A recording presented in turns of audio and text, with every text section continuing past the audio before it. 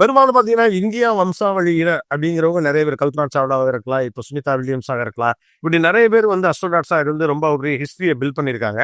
நம்ம எப்பவும் நிலவுல கால் வச்சுட்டோம். திரு ராகேஷ் சர்மா அவர்கள் வந்து அத செஞ்சிருக்காரு. ஒரு இந்தியன் சிட்டிசன்.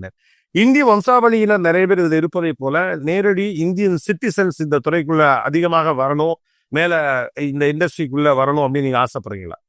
ரொம்ப நான் ஆசைப்படுறேன் எனக்கு வந்து ஒரே குறிக்கோள், நமது நாடு வளர்ந்த நாடாக மாற வேண்டும். நம்ம வந்து வேற யார்த்தையும் போய் ஒரு நிறுத்தக்கூடியது அப்படி இருக்கக்கூடாது. சுதந்திரம் அடைஞ்சதுலேருந்து இப்போ இன்னைக்கு பார்த்தீங்கன்னா எல்லா துறையிலும் வளர்ந்துருக்கும். ஃபார் எக்ஸாம்பிள் பொருளாதார துறையில் பார்த்தீங்கன்னா யூகே பைபாஸ் பண்ணி இன்னைக்கு 5வது பொசிஷனில் இருக்கிறோம். அது மாதிரி எஜுகேஷன் பார்த்தீங்கன்னா எத்தனை education IIT, IIM, all India institute of medical science. நம்ம மற்ற அன்னைக்கு வந்து ஃபுட் ப்ரொடக்ஷன் ரொம்ப மோசமாக இருந்தது. இன்னைக்கு அது மாதிரி 6 பங்கு ஃபுட் ப்ரொடக்ஷன் இருக்கு. அதே மாதிரி இந்த இந்த பால் வளத்துறை பார்த்தீங்கன்னா எவ்வளவோ இம்ப்ரூவ்மெண்ட் இருக்கு. அதே மாதிரி இன்ஃப்ராஸ்ட்ரக்சர் பில்டப் அன்னைக்கு பார்த்தீங்கன்னா இப்போ கன்னியாகுமரியிலேருந்து மெட்ராஸுக்கு அன்னைக்கு போனால் அந்த ரோடு எப்படி இருந்து உங்களுக்கு தெரியும்.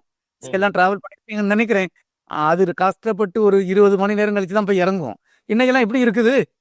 அதே மாதிரி நான் வந்து ஒரு இந்த ஏரோப்ளைனை பார்க்கறதுக்கு நாம் இப்போ 10ஆம் கிளாஸ் படிக்கும்போது திருவனந்தபுரத்தில் போய் ஒரு 5 மணி நேரம் வெயிட் பண்ணி தான் ஒரு பிளேன் வந்து இப்படி இறங்குனதை பார்த்தோம். பார்த்தீங்கன்னா எல்லாரும் சாதாரண மக்களே எல்லாம் போகக்கூடிய ஒரு இது வந்திருக்கு இல்லையா. அதே மாதிரி நாடு நல்லா உயர்த்தி இருக்கு. நமது நாடு ஒரு வளர்ந்த நாடாக வர வேண்டும். விண்வெளி துறைக்கு அல்லது விண்வெளி ஆராய்ச்சி துறைக்கு வரக்கூடிய அடுத்த தலைமுறை இளைஞர்களுக்கு நீங்கள் சொல்ல விரும்புகிற ஒற்றை வரி என்ன? என்ன விஷயம் நீங்க கம்யூனிகேட் பண்ண விரும்புறீங்க?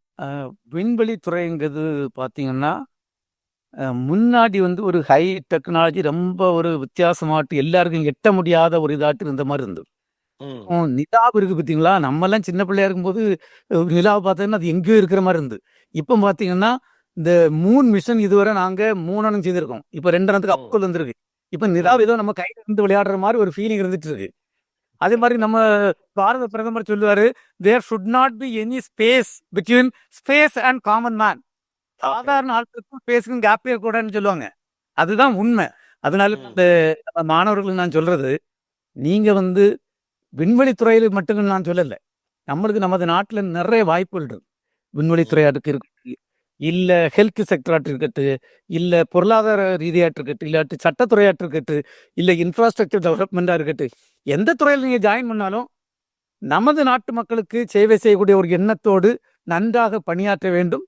பணியாற்றி நமது நாட்டை ஒரு வளர்ச்சி அடைந்த நாடாக மாற்றுவதற்குள்ள பணியை செய்ய வேண்டும் என்று கேட்டுக்கொள்கின்றேன்.